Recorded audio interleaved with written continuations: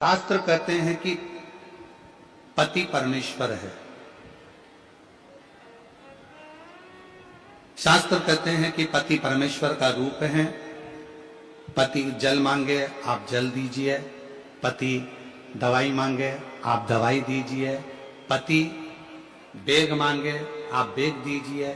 पर मैं आपसे एक बात पूछना चाहता हूं। शिव महापुराण में शिव और शक्ति दोनों की बराबर की कथा है। अगर पति परमेश्वर है तो पत्नी क्या है?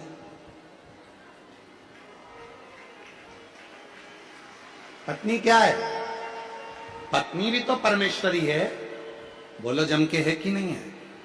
अगर पति परमेश्वर है तो पत्नी भी परमेश्वरी है।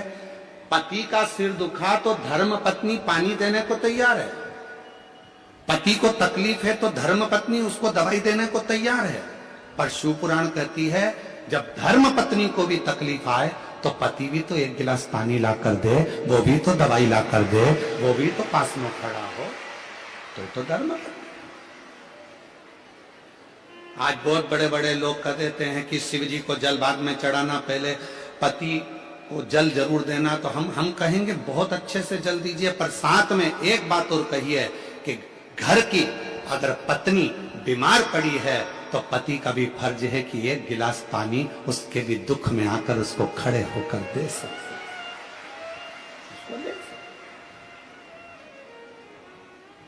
मेरी जितनी जीजियां बैठी हैं,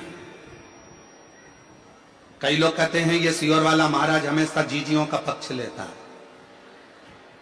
भाई हूं आपका, पक्ष में तो हमेशा रहूंगा, पक्ष में तो हमेशा रहूंगा।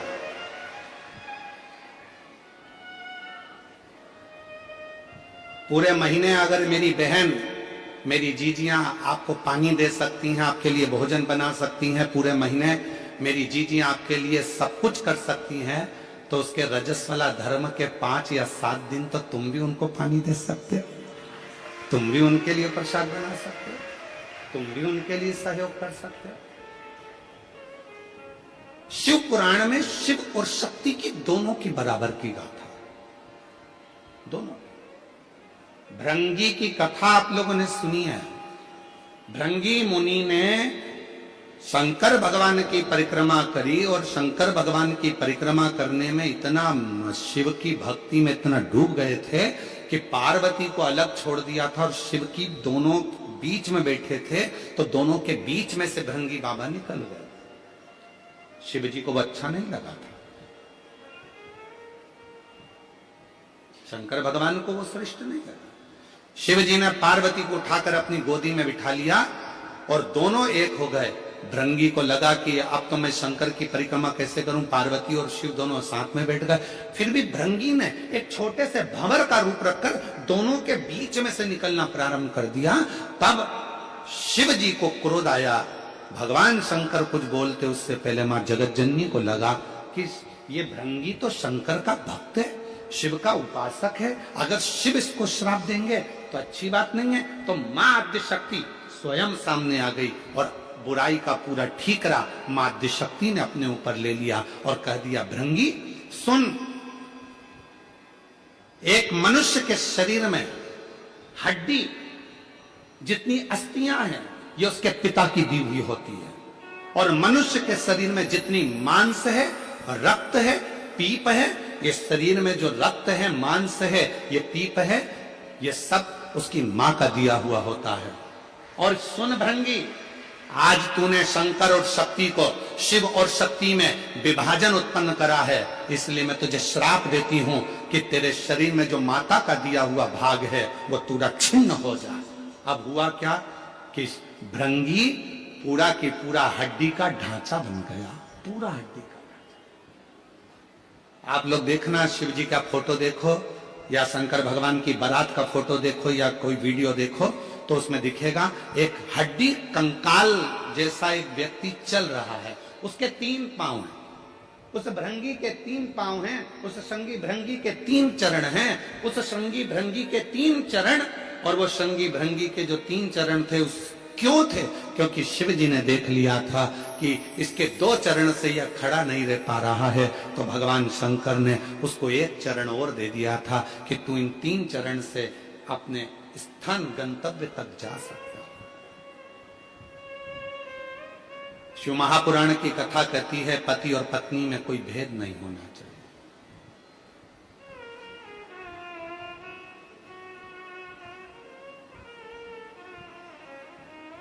शिव महापुराण की कथा कहती है स्त्री और पुरुष में कोई भेद नहीं होना चाहिए। शिव महापुराण की कथा कहती है एक पति कहता है कि मैं ऑफिस से आया, तू मुझे पानी ला कर दे, और मान लो वही पत्नी तुम्हारी भी नौकरी करती है, वो भी ऑफिस जाती है। मुंबई जैसे शहर में तो परिवार को चलाने के लिए पति पत्नी दोनों को जॉब करना पड़ता है। बोलो मेरी जीजियों, सही है कि गलत है? मुंबई जैसे शहर में अगर रह रहे हैं, कितना कितना खर्चा है, जरा विचार करिए। लाइट का खर्चा, गैस की टंकी का खर्चा, फ्लैट का खर्चा, पानी का खर्चा, वॉचमैन का खर्चा, कितना खर्चा, गाड़ी का पेट्रोल डीजल का खर्चा, कितना खर्चा है मुंबई में। अगर छोटे गांव में, छोटे शहर में थोड़े में काम हो जाता है, तो मुंबई जैसे, दिल्ली जैसे, बेंगलोर जैसे, हैदराबाद जैसे बड़े शहर में थोड़े में काम नहीं होता। यहाँ तो जितने घर के सदस्य होते हैं सबको मेहनत करना पड़ती है। यहाँ घर में जितने सदस्य हैं सबको काम करना पड़ता है, तब जाकर घर चल पाता है। दुनिया के लोग कह जरूर देते हैं मुंबई रहते हो, दुनिया के लोग कह देते बेंगलोर सर्विस कर रहे हो, तुम्हारा लड़का मुंबई में सर्विस कर रहा है, तुम्हारा लड़का पूना में सर्विस कर रहा है, तुम्हारा लड़का बेंगलोर में सर्विस कर रहा है। पर वो बेंगलोर में सर्विस करने वाला, मुंबई में सर्विस करने वाला, हैदराबाद में सर्विस करने वाला, उस पुणे में सर्विस करने वाले उस लड़के से तो पूछो कि उसको अगर 50,000 रुपए महीना भी मिलता है, 60,000 रुपए महीना भी मिलता है, तो उससे पूछो कि उसका कितना रुपया बच पाता होगा। मालूम पड़े 1 महीने में धीरे धीरे धीरे धीरे पूरा खर्च कर देता होगा, कुछ हाथ में नहीं रह पाता होगा। तब विचार करता होगा कि थोड़ा बहुत मेरे बच्चे की पढ़ाई में कहां से लगाऊंगा। कहना सरल है, बोलना सरल है। तो यहां तो पति और पत्नी को दोनों को साथ चलना पड़ता है, पति और पत्नी को दोनों को साझा कर कर चलना पड़ता है। यहां दोनों को मेहनत करना पड़ती है। भेद क्या? पति ऑफिस गया, पत्नी ऑफिस गई। पति क्या आस लगा कर बैठा है कि मैं घर जाऊंगा तो मेरी पत्नी मुझे चाय बना कर दे, मेरी पत्नी मुझे पानी ला कर दे। तो पत्नी भी तो बेचारी सोचती होगी कि आज मैं घर जा रही हूं, बहुत थक चुकी हूं। जितना पति थका होगा उतनी वो भी थकी होगी। उसके मन में भी भाव आता होगा कि कोई तो हो जो मुझे 1 गिलास पानी का पूछ ले। अगर वही पत्नी अपने मायके में नौकरी कर रही होती, अपने मायके में रह रही होती, और जब नौकरी कर कर घर आती तो वो माँ उसको कहती बेटा थक गई होगी, ले 1 गिलास पानी पी ले, मैं जब तक चाय बना कर लेकर आती हूँ। उस पत्नी को अपने मायके की याद आती है जब वो अकेली हो जाती है। तो शिव कथा कहती है पार्वती जी का संवाद कर रहा है, सती माता का संवाद कर रहा है। एक श्रेष्ठ पति की गणना क्या होती है, एक श्रेष्ठ पति कैसा होना चाहिए कि धर्म पत्नी जो तेरे साथ ब्याह कर कर आई है उसको मायके की कभी याद ना आवे, और तेरा संग ऐसा मिले कि उसका मान सम्मान और इज्जत दोनों करती चले, दोनों का सम्मान। एक लाइन आप लोगों ने सुनी होगी, आप तो फिल्मी दुनिया के लोग हो, मुंबई जैसे शहर में रहते हो, गाने तो आप गुनगुनाते रहते हो। तो एक गाना और आपके जीवन में गुनगुना रहे होगा आपने, मायके की कभी ना याद आए, ससुराल में इतना। आता है आप लोगों को? आता है? जरा बोलो तो, जरा बोलो। मायके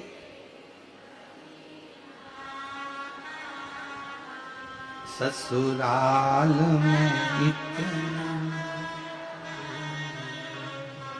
बाबा की दुआएं लेती जा, जा तुझको सुखी संसार मिले।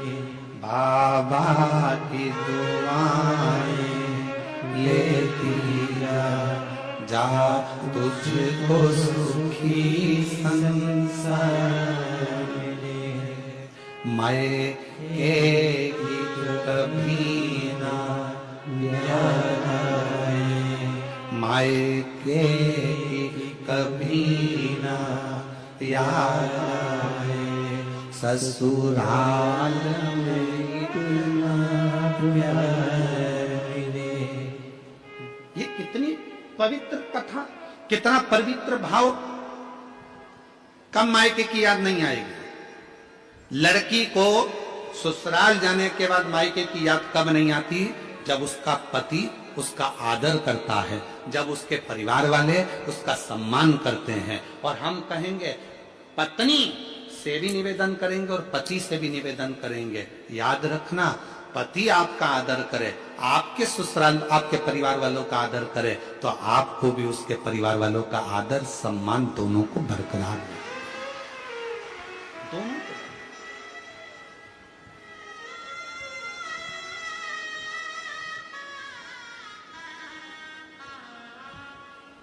हम आप लोगों से पूछें तो आप लोग बताएंगे। हम कई लोगों से पूछते हैं, क्यों शिव जी को जल क्यों चढ़ाती हो? एक लोटा पानी क्यों चढ़ाती हो? एक लोटा जल क्यों चढ़ाती हो? एक लोटा जल क्यों चढ़ाती हो? तुम्हारा पति मना करता है जल चढ़ाने के लिए, मत जा। कई बार पति कह देता है, क्यों जा रही है भीड़ में, क्यों जाती हो, क्यों एक लोटा जल चढ़ाती हो? मेरी जितनी जीजियां बैठी हैं, इनके दिल की बात कहूं तो छोटी बात नहीं होगी। इन माताओं से जाकर कोई पूछे कि एक स्त्री, एक नारी, एक बेटी शंकर को जल क्यों चढ़ाती है? अपने लिए नहीं, जल चढ़ाऊंगी मेरा पति अच्छा रहे, उसका स्वास्थ्य अच्छा रहे, उसकी तरक्की हो जाए, उसकी नौकरी हो जाए। पत्नी जल चढ़ाती है अपने पति के लिए, एक माँ जल चढ़ाती है अपने बेटे के लिए। मेरे बेटे के यहाँ संतान नहीं है, बाबा उसको औलाद हो जाए। बाबा मेरे एक बेटे की जॉब नहीं है, उसकी जॉब लग जाए। बाबा मेरी बेटी की यहाँ तकलीफ है, बाबा उस बेटी का दुख मिट जाए। एक माँ जल चढ़ाती है अपने बच्चे के लिए, अपने बेटे के लिए, अपनी बेटी के लिए। एक पत्नी जल चढ़ाती है अपने पति के लिए। एक दादी जल चढ़ाती है अपने नाती पोते पंती बेटा बहू सब के लिए। जरा विचार करिए, एक स्त्री केवल एक ऐसी होती है, करवा चौथ का व्रत भी करती है तो पति के लिए, तीज का व्रत करती है अखंड सौभाग्य पति के लिए, संतान सप्तमी का व्रत करती है अपनी औलाद के लिए। कोई सा व्रत